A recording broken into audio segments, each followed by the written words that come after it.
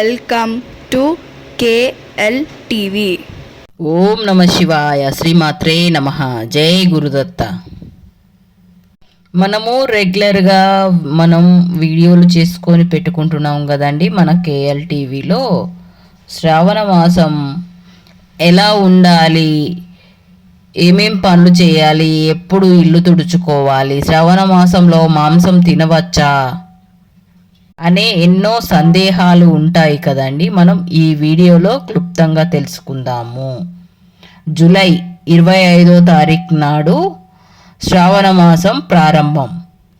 ఇల్లు ఎలా శుభ్రం చేయాలి, నెల రోజులు ఎలా పూజలు చేయాలి, బ్రహ్మచర్యం పాటించాలా, నాన్ వెజ్ తినవచ్చా, మధ్యలో నెలసరి వస్తే పాటించాల్సిన నియమాలు ఏంటి, శ్రావణ మాసానికి ఇంటిని ఎప్పుడు శుభ్రం చేసుకోవాలి, అమావాస్యకు ముందు చేసుకోవాలా లేదంటే అమావాస్య అయిపోయిన తర్వాత చేసుకోవాలా అని, ఒకవేళ శుభ్రం చేసే టయానికి నెలసరి వచ్చేసి ఉంటే ఇంటిని ఎప్పుడు శుభ్రం చేయాలి, దీనికోసం అన్ని వివరాలు కూడా వివరంగా చెబుతాను.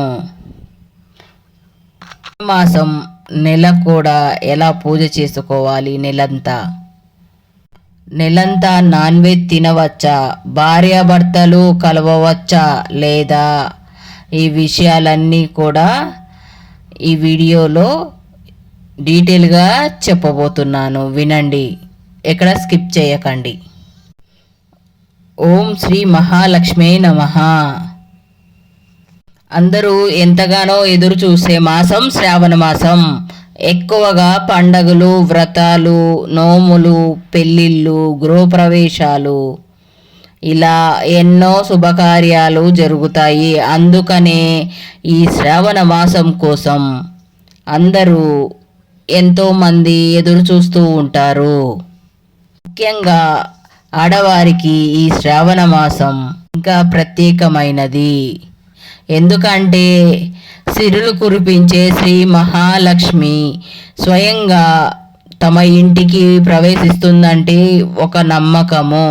శ్రావణ మాసంలో వ్రతాలు, పూజలు చేసుకోవడం వల్ల తన ఇంటి కుటుంబ సభ్యులు కూడా ఎప్పుడు కూడా సంతోషంగా ఆయుర ఆరోగ్యాలుగా ఉంటారు అని, తమ భర్త ఆయుష్ పెరుగుతుందని, అలాగే ఇంట్లో ఆర్థిక సమస్యలు ఉండవు అని, అప్పులు దుఃఖము లేకుండా ఎప్పుడూ సుఖ సంతోషాలతో అష్టైశ్వర్యాలతో ధన కనక వస్తు వాహనాలతో ఇంటి వాతావరణం చాలా మంచిగా ఉంటుందండి. ప్రతి స్త్రీ కూడా ఈ శ్రావణ మాసంలో తప్పకుండా వ్రతాలు, నోములు ఇలాంటివి చేపడతారు. అయితే ఇంతటి విశేషమైన శ్రావణ మాసం వస్తుంది అనగానే మన ఇంటి అంతటిని శుభ్రంగా ఉంచితే లక్ష్మీ అమ్మవారు ఇంట్లోకి ప్రవేశిస్తుందని ఒక నమ్మకం. అయితే ఇంటిని ఎప్పుడు శుభ్రం చేసుకోవాలి అని చెబుతాను. దానికన్నా ముందు ఈ 2025 సంవత్సరంలో శ్రావణ మాసం ఎప్పటి నుండి ప్రారంభమయ్యి ఎంతవరకు ఉంటుందో తెలుసుకుందాము. ఈ 2025 సంవత్సరంలో శ్రావణ మాసం 25న మొదలయ్యి శుక్రవారం రోజున మొదలవుతుంది జూలై నెలలో. అలాగే ఎప్పుడు ముగుస్తుంది అంటే ఆగస్టు 23వ తేదీ శనివారంతో ఈ శ్రావణ మాసం ముగిసిపోతుంది. ఈ నెల రోజులు కూడా అమ్మవారిని తమకున్న శక్తి కొలది భక్తి శ్రద్ధలతోటి ఎవరైతే పూజిస్తారో తప్పకుండా ఆ లక్ష్మీ అమ్మవారి కరుణా కటాక్షాలు మీకు కలుగుతుంది. వరలక్ష్మి వ్రత కథలోనే మీకు తెలుస్తుంది. ఎంతో భక్తురాలైన చారుమతి దేవికి కలిగిన అదృష్టమే మీకు కూడా కలగాలి అంటే తప్పకుండా లక్ష్మీ అమ్మవారిని పూజించండి. అయితే మీరు పూజించడానికి ముందుగానే మీ ఇల్లు అంతా కూడా శుభ్రంగా ఉంచుకోవాలి. మీరు మీ ఇల్లు, మీ ఇంట్లో సభ్యులు, చుట్టూ పరిసర ప్రాంతాలన్నీ అన్నీ కూడా శుభ్రం చేసుకొని ఉంచాలి. అలా అయితేనే లక్ష్మీదేవి అమ్మవారు మన ఇంట్లోకి అడుగు పెడుతుంది.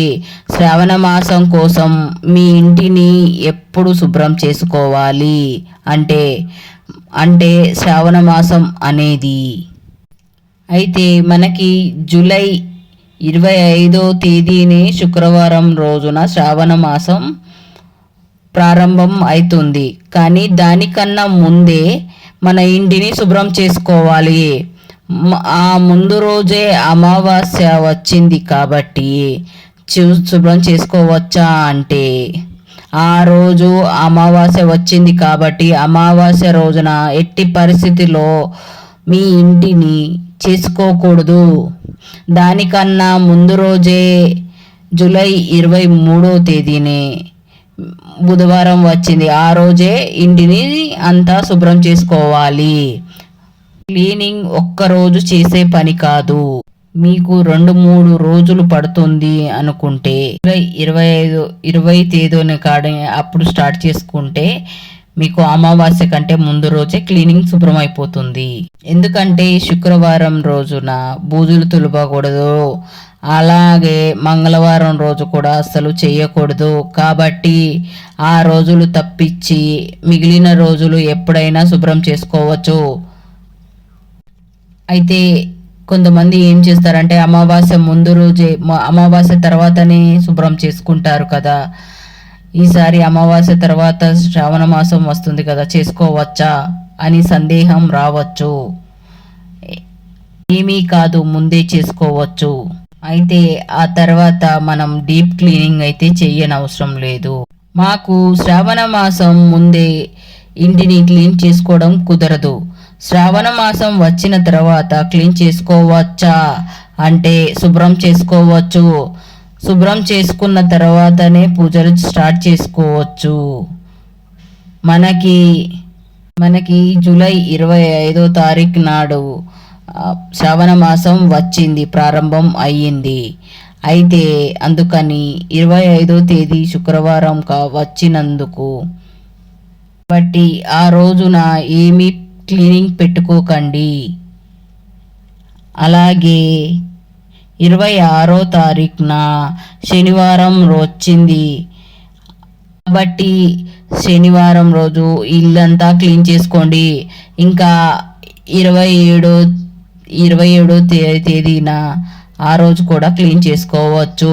ఇలా శనివారం, ఆదివారం రోజున క్లీన్ చేసుకున్న తర్వాత పూజలు అయితే స్టార్ట్ చేసుకోవచ్చు. ఎందుకంటే మనకి వరలక్ష్మి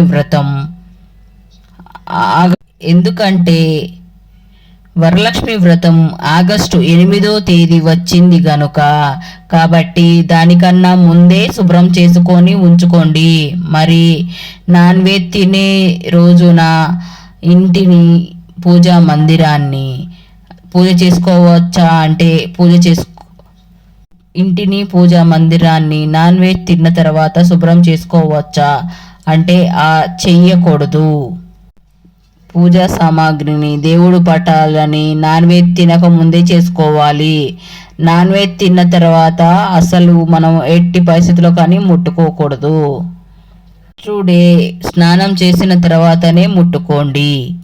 శ్రావణ మాసానికి అంతటా క్లీన్ చేసుకొని పెట్టేసుకున్నారా, అన్నీ కూడా సిద్ధం చేసుకొని ఉన్నారు. అంతలోనే మీకు నెలసరి వస్తే ఏం చెయ్యాలి? నెలసరి టైం అయిపోయిన తర్వాత కూడా మళ్ళీ ఇంటిని డీప్ క్లీన్ చేసుకోవాలా అని కొంతమందికి ఉంటుంది. అంత ఇంటిని డీప్ క్లీన్ చేయనవసరం లేదు.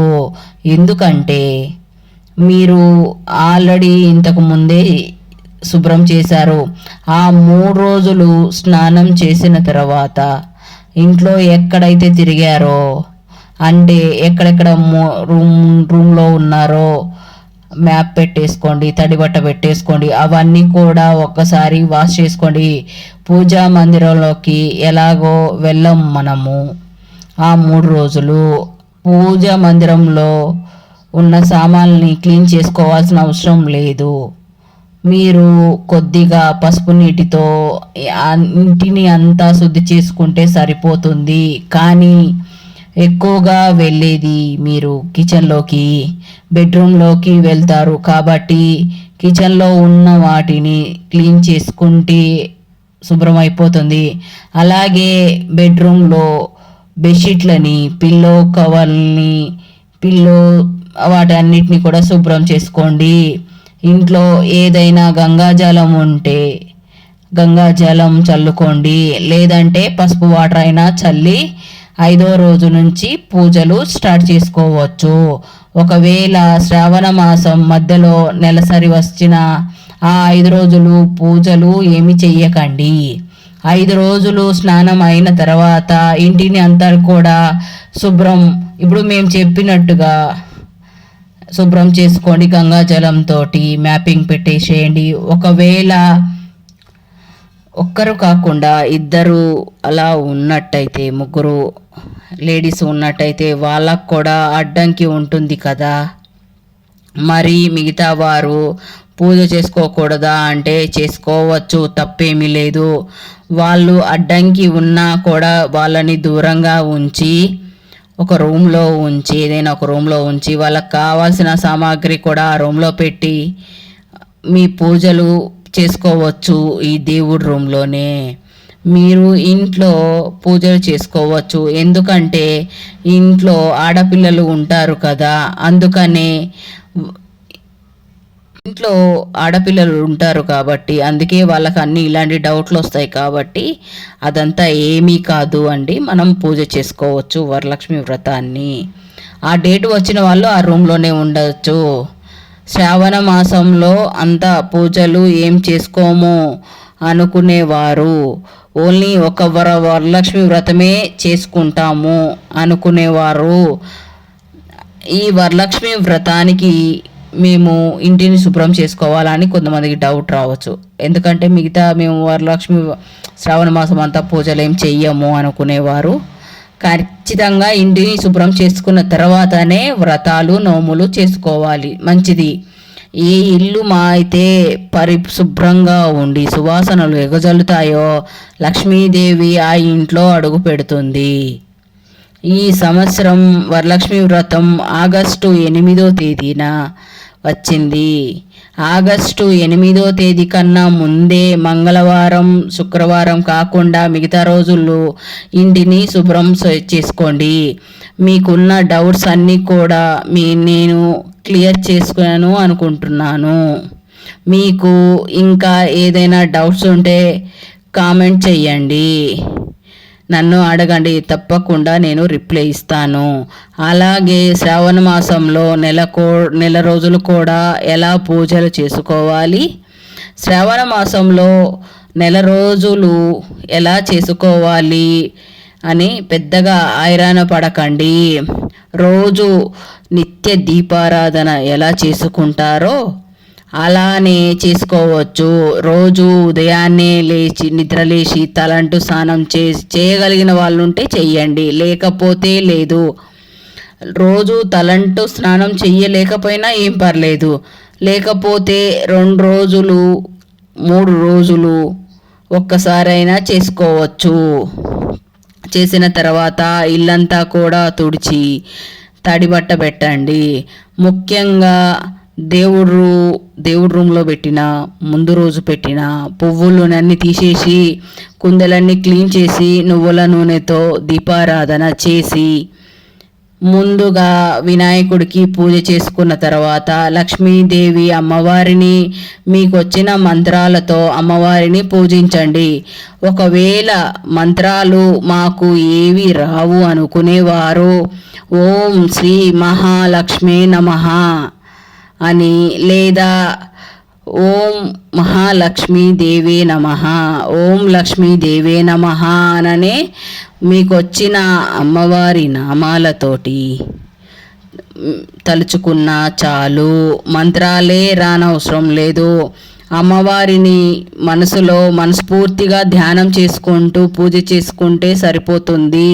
లక్ష్మీ అమ్మవారికి ఏదో ఒక నైవేద్యం పెట్టి పాలు కానీ పండ్లు కానీ బెల్లం పరమాన్నం ఏదో ఒకటి ఉంటుంది కదా, ఏదో ఒకటి పెట్టి నైవేద్యం పెట్టి అమ్మవారికి నీరాజనం సమర్పిస్తే సరిపోతుంది.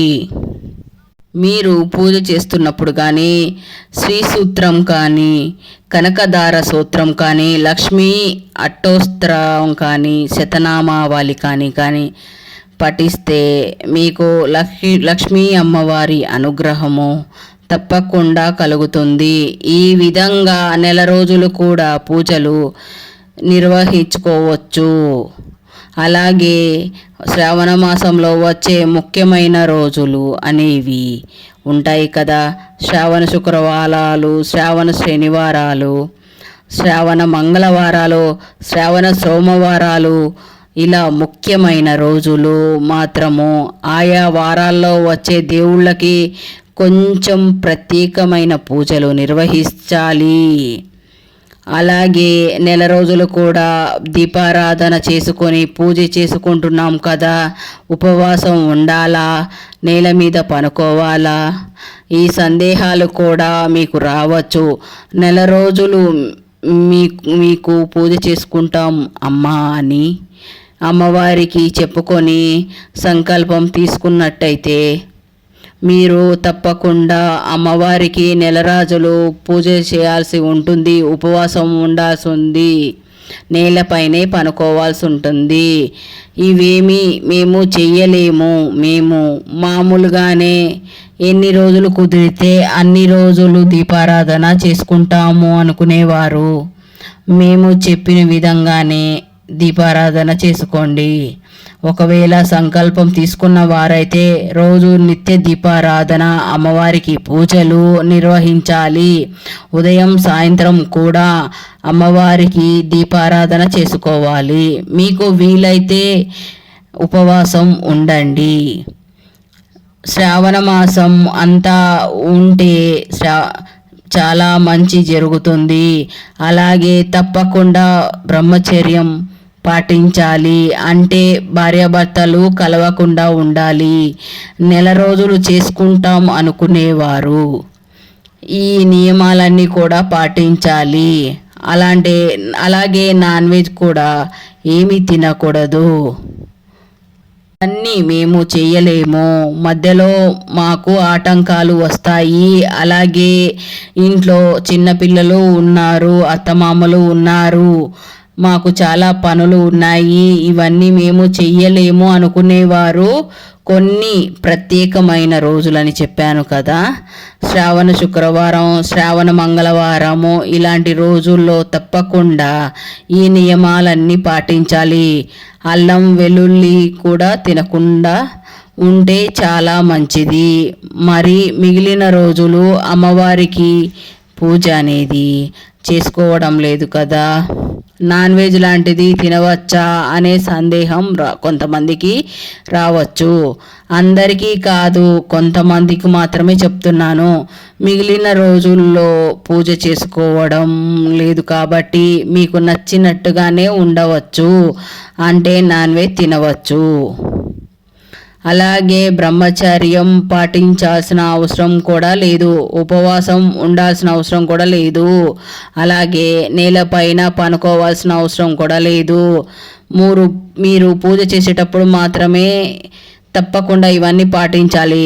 నెల రోజులు పూజ చేసుకున్న వారే మాత్రమే ఈ నియమాలన్నీ ఖచ్చితంగా పాటించాలి.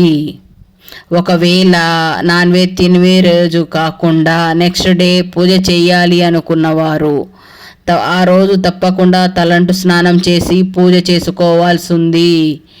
మరి భార్యాభర్తలు కలిస్తే నెక్స్ట్ డే తలస్నానం చేసి పూజ చేసుకోవాలా అంటే అవసరం లేదు.